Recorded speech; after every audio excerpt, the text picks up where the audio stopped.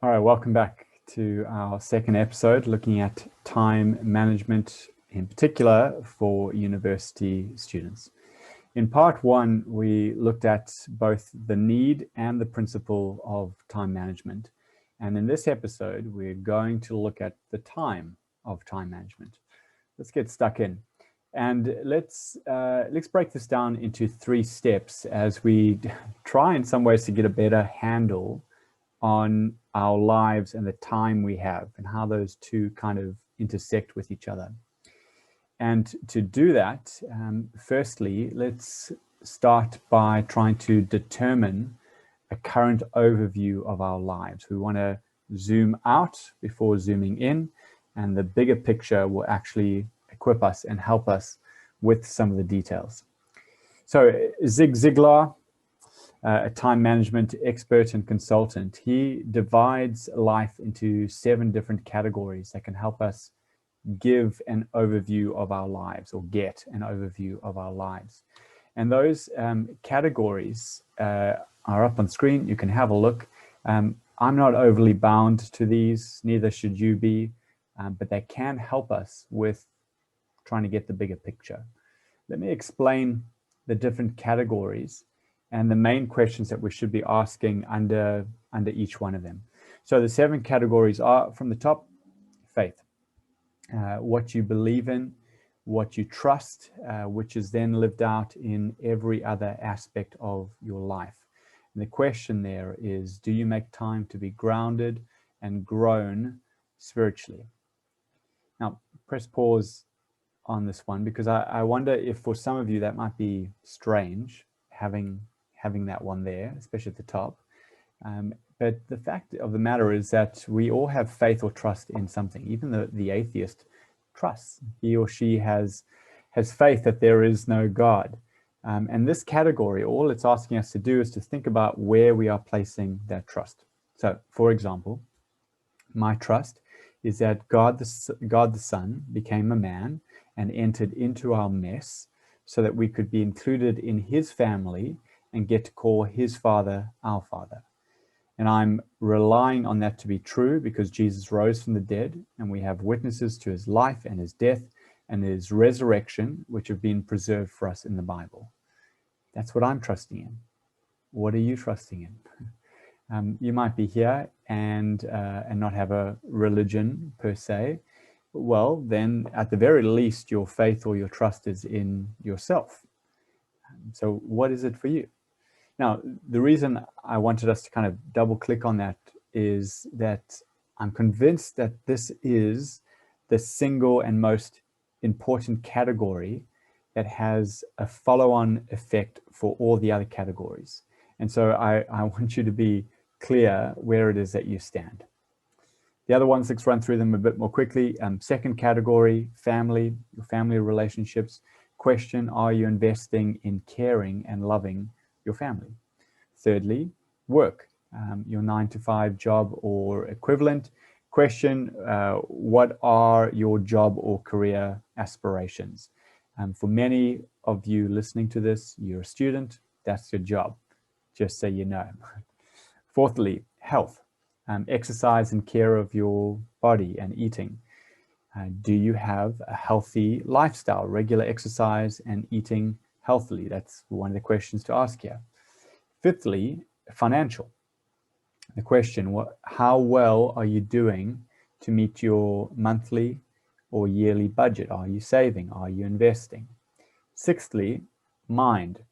The question here is, are you working to improve and grow your mind and intellect? Do you read books? Do you do crossword puzzles? Do you learn new things? Do you study to improve your knowledge and develop yourself personally and keep your mind strong? Lastly, personal or social. This includes who you spend your time with, as well as the things that you spend your personal time doing. How are your personal and social relationships and activities? So there we go.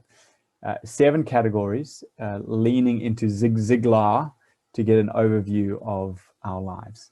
Now, I totally realize those are pretty middle to upper class categories and thinking, although many of you watching this are at university, and so you are in the more upper levels of society in terms of privilege. But anyway, bear with this, okay? We're just using this guy a little bit to get some categories. Now, very soon I'm going to ask you to do an exercise about how you think you're doing in all 7 categories. And you might like to grab a piece of paper to help you in this. And we're going to start on the left. How do we rate ourselves between 1 to 10 in each category? Now, before you do that, again, just keep this in mind. What we're after is trying to get a better handle on our current strengths and weaknesses, but we're still keeping it at quite an overview level. And we're using these 7 categories to do this. So how do we do this? Well, with the rating, for instance, take the faith one again. Let's say you are a Christian. Don't just rate your faith by how regularly you, for instance, attend church, if that is the case. Rate it instead on how well you're living out your faith in all the other areas of your life. Rate it according to that. Or the family one, the second one there. How are your family relationships going at the moment? Do you know what is happening in the lives of your family? Do they know what is going on in yours? Okay, so let's do this. I want you to rate each category from 1 to 10. 1 is terrible, 10 is perfection. How do you think you're currently going in each category? So for faith, place a number in the blank.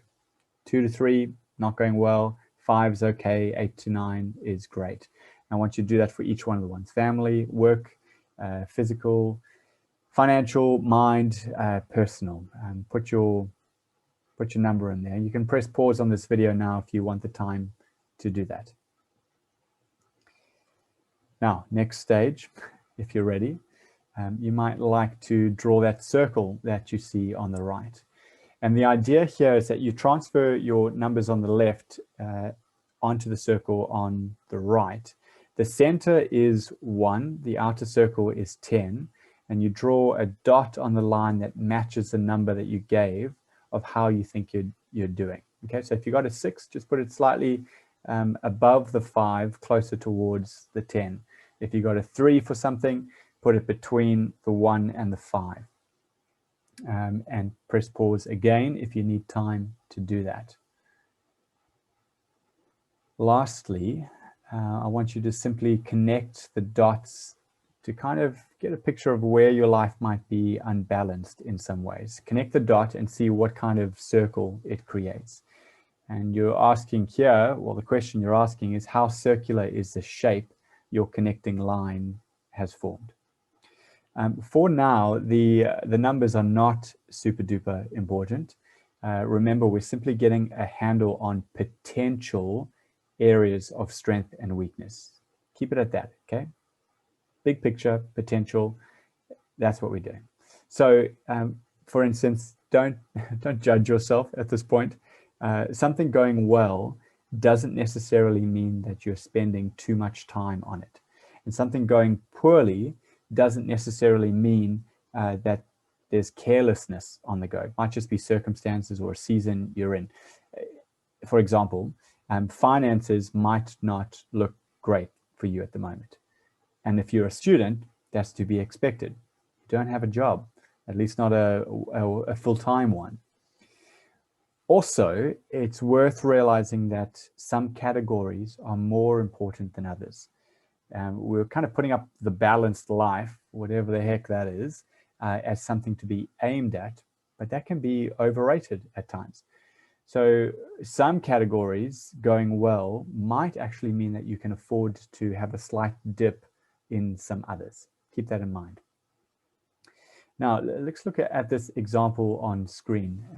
We have the 7 categories, and then we have it worked out for this person where they think they are at currently. And just have a look at that. What do you think is working well for this person? Well, socially, they're doing excellently, 9 out of 10. So they feel they're spending time with the people that matter and doing the right stuff in their personal time. They're also very healthy, 8 out of 10, praise God. Maybe didn't do this under COVID. Maybe they're getting regular exercise and eating as well as they can in their circumstances. Great.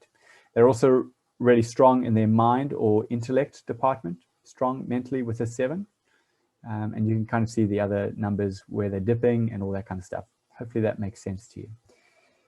It's worth thinking for yourself, where am I currently looking strong? Where am I currently looking weak?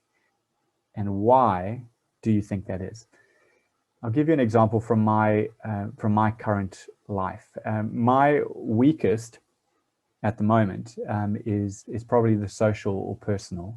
Mine would probably be, I don't know, maybe a 4, something like that. I just got no time at the moment. Some of that is a season of life. Work and church and family are quite full at the moment, especially with young kids and lots of responsibilities. And so in some ways, I want to give myself a bit of a break. But I also want to keep remembering that I might need to wake up to the fact that taking the time, making the time to develop friendships with guys my own age is a good idea. So I want to also keep that in the back of my mind. So look at yours again. What are your strongest areas? What are your weakest areas? And hopefully that gave us a bit of an overview of our life. Secondly, however, we need to realize how much time we have. So have a look at this on screen, and on the left hand side in particular, you're able to see how many, well, you've got to fill this in, how many days are in the hour. Don't worry, there's no negative marking. You can fill that in. Maybe take a stab. Actually, I want you to do this now. Take a stab at how many hours do you sleep per night, or what do you want? How many hours do you average in class? The one above that, how many hours do you prepare or eat food? You can table it up and get in hours per week. How many hours do you study? Again, give yourself hours per week as well. So if you put down 3 hours, then 3 times 5, Monday to Friday, gives you 15 hours. Break, rest time, put it in. Health and fitness, gym or walk, whatever it is, put it in. Travel time, put it in, and then add it up. And then look at a potential example on the right-hand side. So this person has worked out rightly that there are 24 hours in a day. They either are sleeping 7 hours a night, that's what they're averaging, or they want to. They put down 3 hours for preparing and eating food. They've put down 3 hours average in class per day, which equals 15 hours per week. They're doing 6 hours of study time, or they want to, and that's working out to be 30 hours per week from Monday to Friday. They've got put in their break, rest time, 3 hours, health and fitness, an hour a day, travel time, 2 hours a day. And that gets them to 23 hours with 1 hour free each day from Monday to Friday. Now, just remember, again, that is Monday to Friday. There's nothing on Saturday or Sunday as yet. And so that's good. That's incredible, actually. Using something like that, as you try and tally up things, that might give you a general idea of how much time you have or are working with looking at having. Of course, there will always be exceptions or subjective circumstances that we have to factor in. For example, maybe your travel time per day is actually 3 hours by the time you've caught the 5 different taxis and buses that are needed. And if it is, then you need to figure out potentially how to double up. Maybe you try to do 1 hour of your study time in the taxi. Maybe it's a quiet enough ride, maybe it's not, but maybe you're able to memorize certain formulas or review certain notes. Or maybe you count one of those hours as a break time as you listen to some good music or a sermon or a podcast. Whatever the case, there's got to be flexibility according to the circumstances. So that's the second thing, realizing how much time you have. The third thing, and lastly, is to try and get a decent handle on our time in relation to work. And specifically, it can be helpful to aim for a healthy work formula. And I want to propose the following as a starting point. I want to propose that a healthy student work formula might have you aiming at minimum for matching one lecture with one study session. So in other words, if you have a 45-minute lecture, you want to try and do somewhere in the week 45 minutes of studying. Once you have this bare minimum, then you can start adding in extra studying and reading and assignment slots and all that kind of stuff. But let me make a couple of points here. Number one, don't include tutorials or labs or practicals in this formula. Ideally, those are not new information. Hopefully they aren't if your tutors and your professors and your teachers are doing it as we hope they are. Number two, do take into consideration individual subjects.